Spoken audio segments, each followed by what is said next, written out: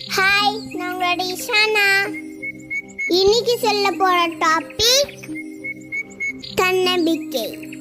நான் கடவுள் கிட்ட கேட்டேன், வாழ்க்கையை எப்படி வழி நடத்துறதுன்னு.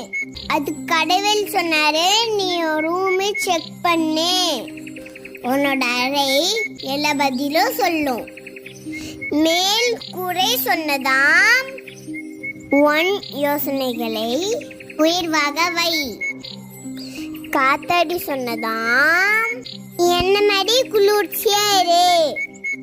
கடிகாரம் சொன்னதாம், நேரத்தை மதிக்கணும். கேலண்டர் சொன்னதாம், என்ன மாதிரியும் ஒன்ன நீ புதுசாக்கி கொள்.